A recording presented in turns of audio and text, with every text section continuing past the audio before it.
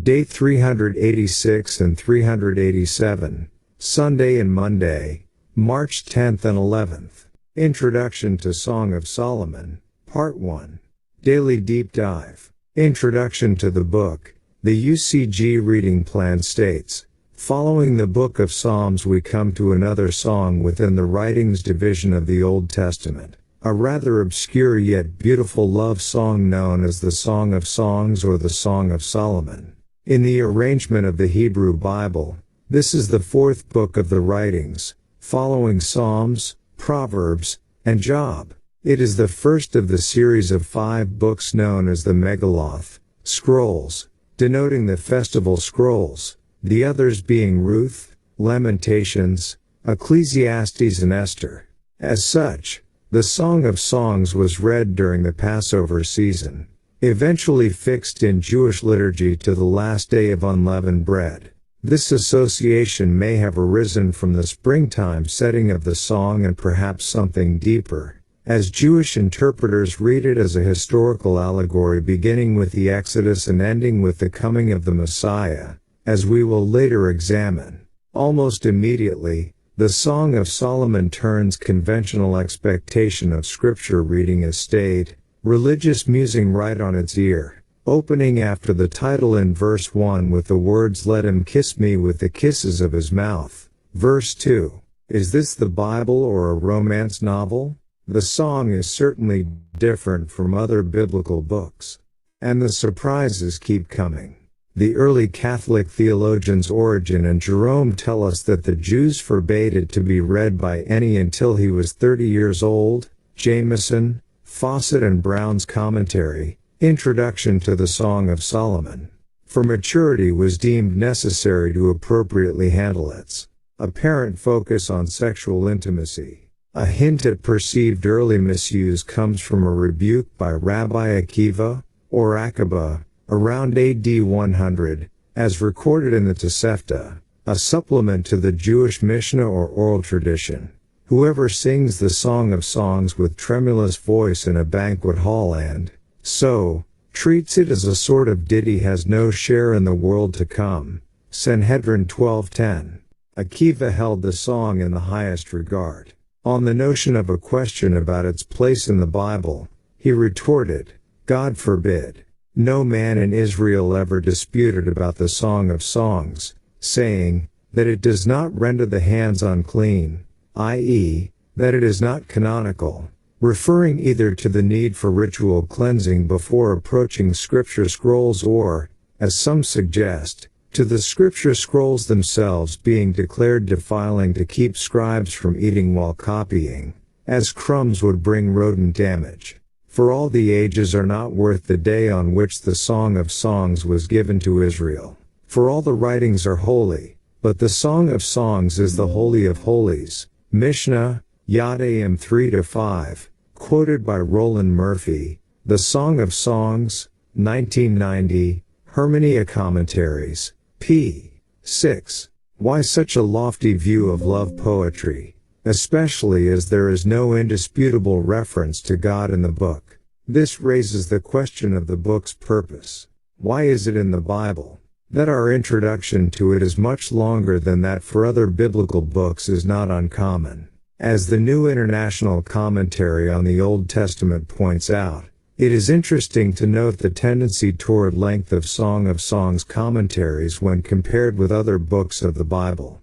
This highlights the importance of the decisions about genre, i.e., what kind of literature the song is, in the interpretation of individual passages as well as the convoluted history of the interpretation of the book. Tremper Longman 3, Song of Songs, 2001, p. 21 footnote. In many ways the book is an enigma, and interpreters have been all over the map in trying to unravel it.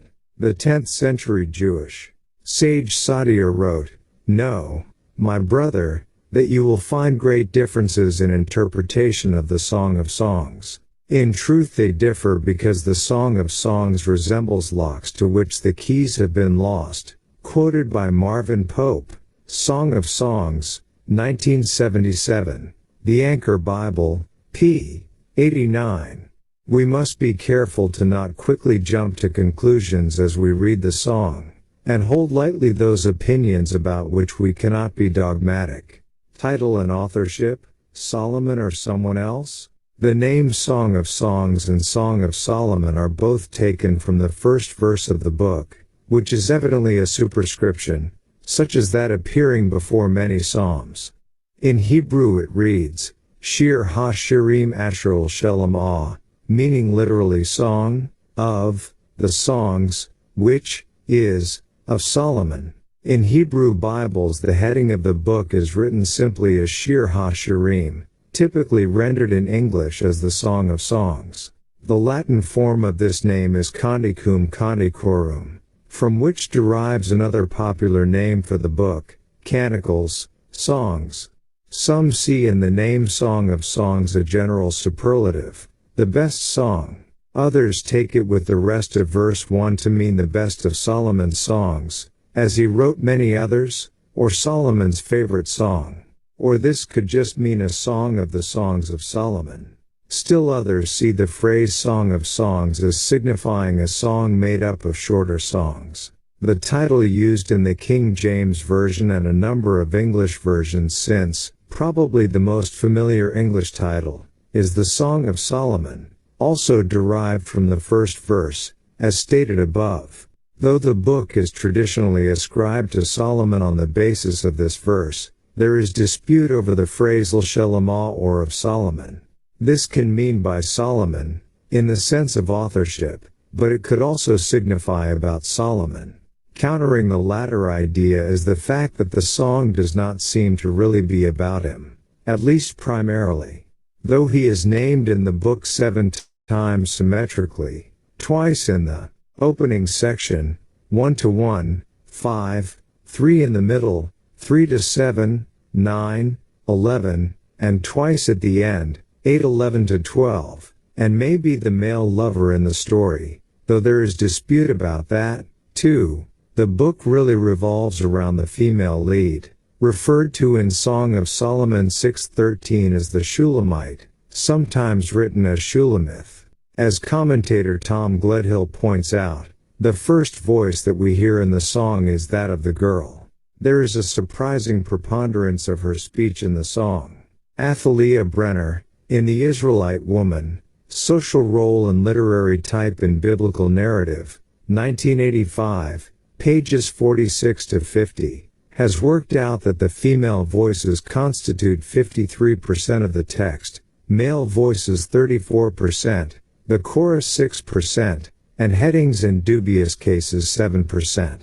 Certainly the girl bears her emotions much more than the boy. She voices her yearnings, her anxieties, her fears and her delights in a much more colorfully expressive way, and more frequently than her lover does. She is the one who invites him to intimacy. She is the one who so often takes the initiative. As a result, a number of commentators speculate on the possibility of the writer being a woman. The Message of the Song of Songs, 1994. The Bible Speaks Today, p.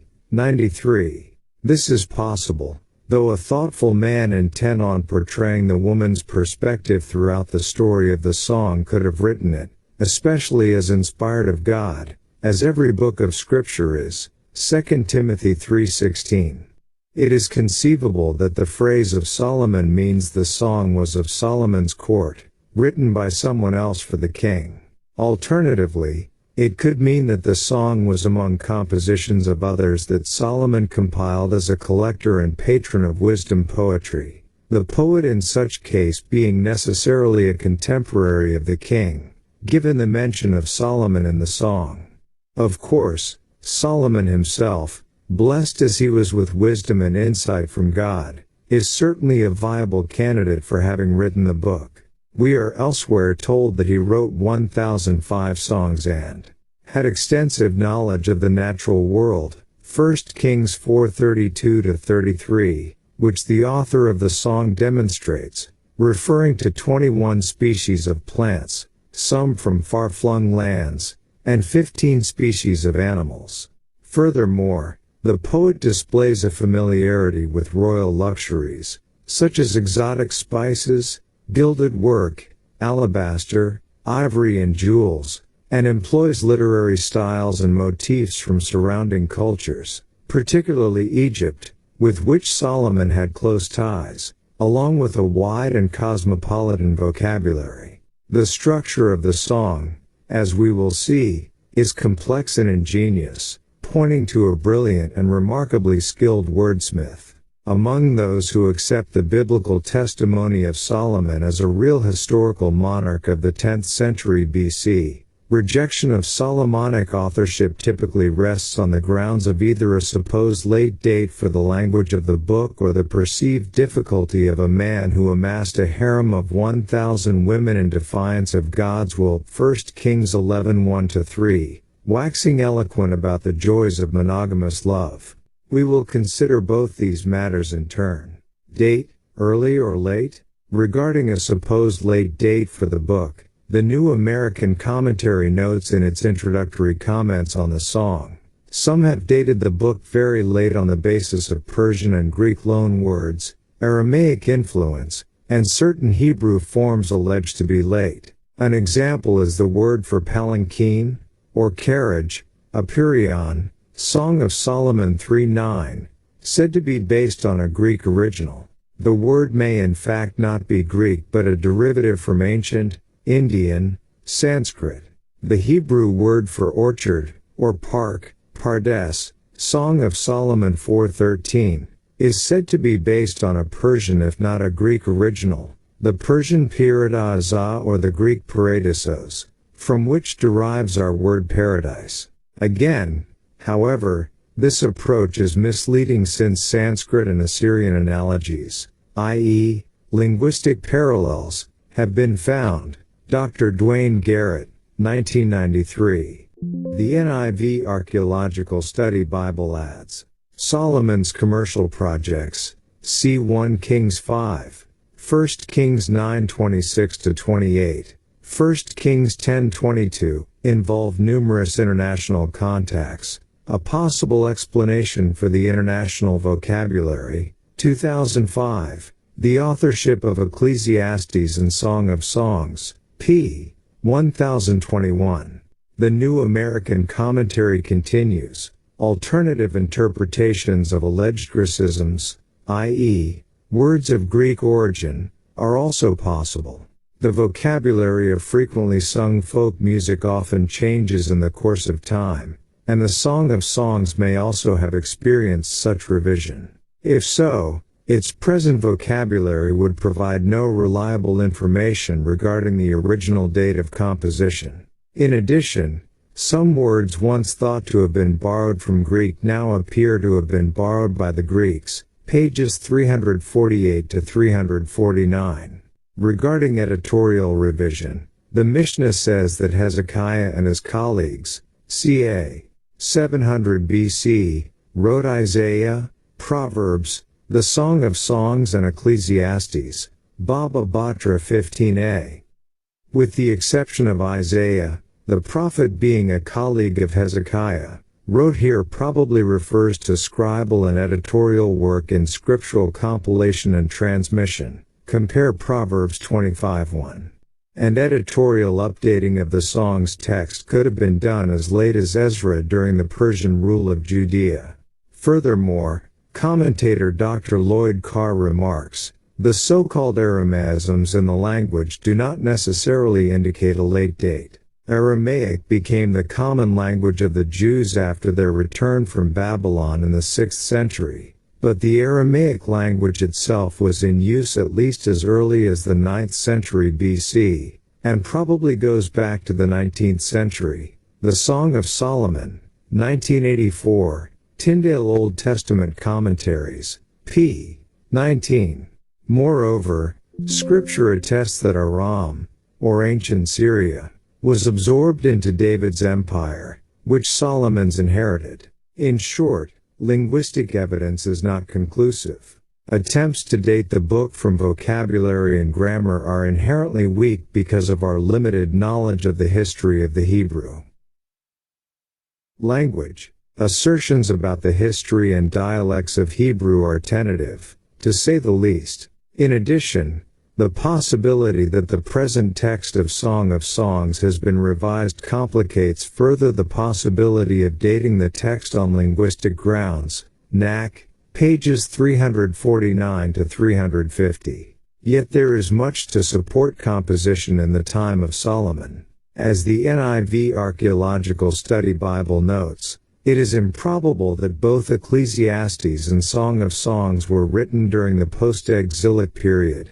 when Jerusalem was a poor, backwater town among the nations of the world, by no means awash in exotic spices and precious stones. The mention of the city of Tirzah in parallel with Jerusalem in Song of Songs 6:4 reflects a period before Tirzah's selection as the early capital of the northern kingdom, circa 930 BC, and before it was eclipsed by Samaria as the northern capital in the early 9th century. In the 10th century BC, Tirzah was beautiful and could easily have stood alongside Jerusalem as one of Israel's two grand cities. In the post-exilic period, when many claimed the song was written, Tirzah no longer existed.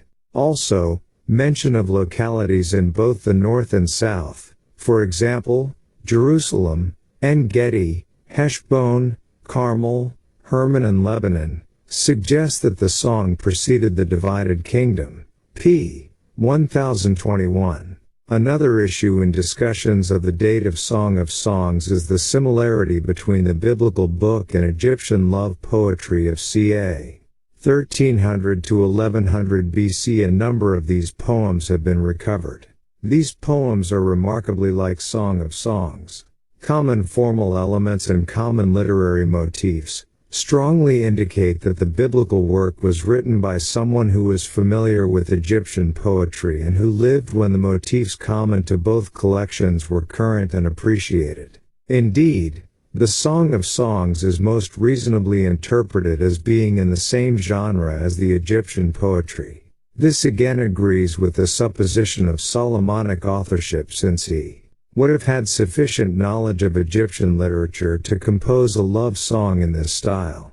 Members of his court, however, may also have possessed such knowledge. On the other hand, it is difficult to see how an obscure Jewish songwriter in the Levant, working almost a millennium after this kind of love poetry was produced in Egypt, could have written a work of this type. Knack, p. 350. The problem of Solomon's polygamy. Regarding the undeniable problem of Solomon's abysmal record in his own love life, this in itself, though presenting an incongruity, does not preclude him from having written the song, just as his flaunting of wisdom culminating in his plunge into idolatry does not mean he did not write Proverbs and Ecclesiastes. Some tackle the problem by attributing the song to his early years as king, before he was corrupted through polygamous excess. The Midrash Rabbah, in its commentary on the song, dating from before the mid-9th century AD, for instance, talks of the three main contributions of Solomon, Song of Songs, Proverbs, and Ecclesiastes, as belonging to three phases of his life, with the explanation that when a man is young he composes songs, when he grows older he makes sententious remarks, and when he becomes an old man he speaks of the vanity of things. Thus, the song is thought to be composed by Solomon in his youth, not only when his sexual energy was high, but also before his apostasy, which was motivated in large part by illegitimate lust. See 1 Kings 11:1-10, Longman, New International Commentary on the Old Testament, p. 3. A verse that may speak against such a conclusion is Song 6-8. There are 60 queens and 80 concubines. These are said to praise the woman of the song. Verse 9.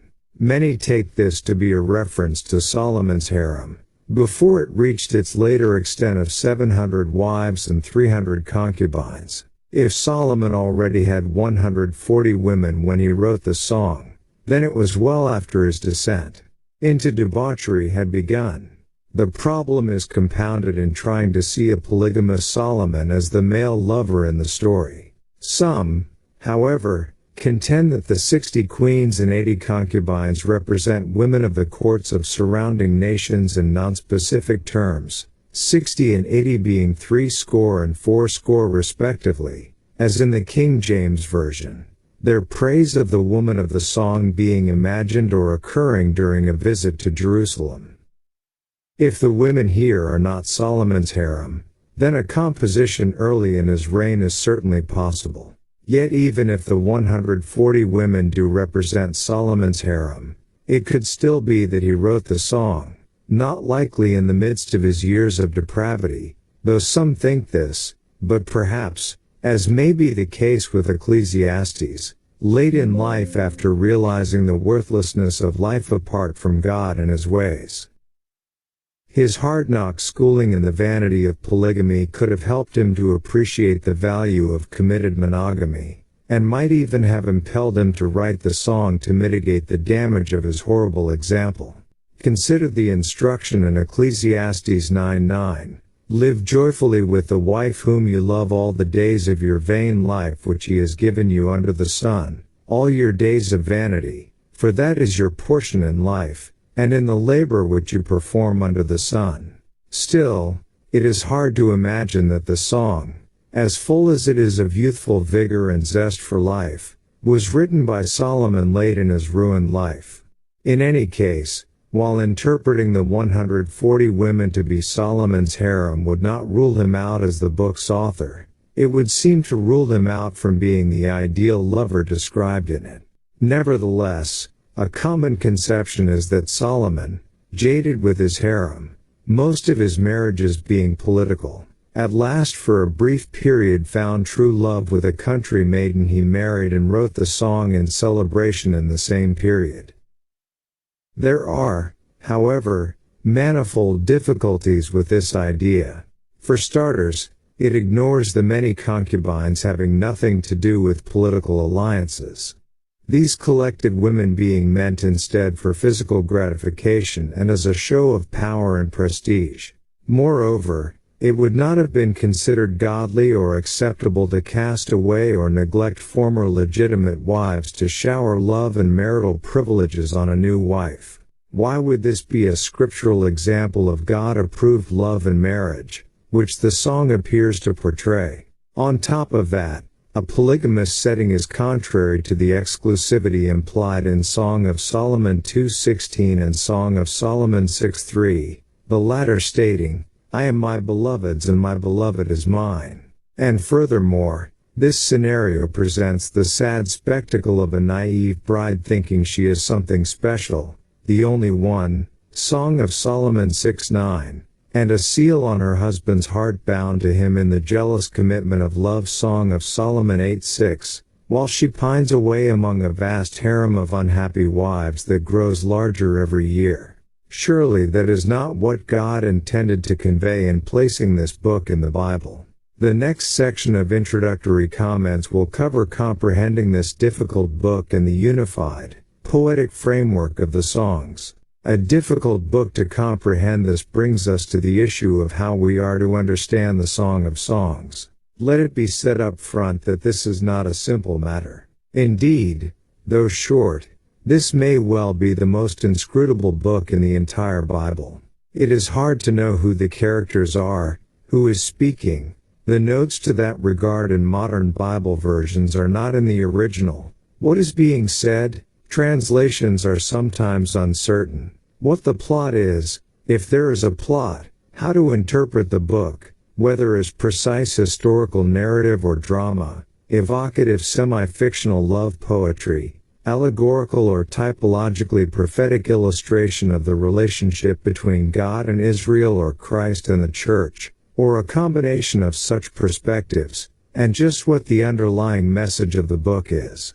Let's consider these issues further. The Expositor's Bible Commentary states in its introductory comments on the book, several problems confront the modern reader in the study of the text of the Song of Songs that make certainty in understanding and interpretation difficult to achieve. One of these is the matter of language. Ancient Hebrew is a primitive tongue.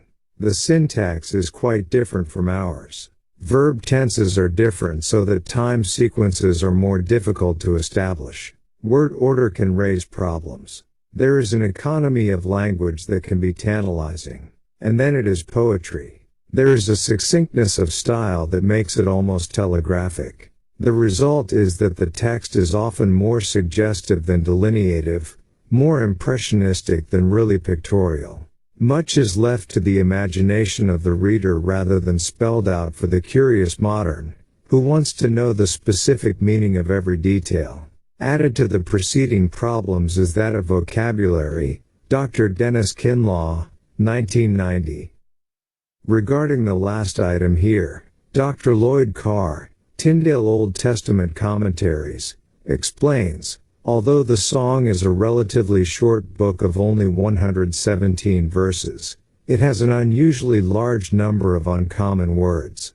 Of the approximately 470 different Hebrew words it contains, a very high number for such a small book, 47 occur only in the song, some only once, and nowhere else in the Old Testament. Of the words which do appear in other parts of the Old Testament, 51 occur 5 times or less, 45 occur between 6 and 10 times, and an additional 27 between 11 and 20 times, leaving about 300 common words in the song.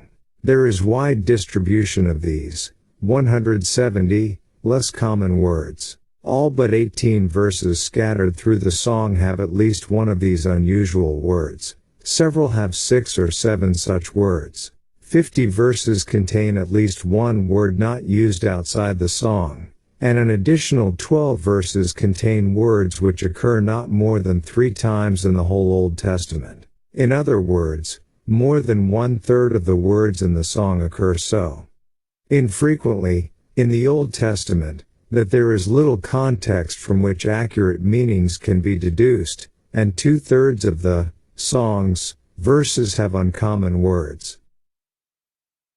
Hence, many of the proposals made in the various translations and commentaries are, at best,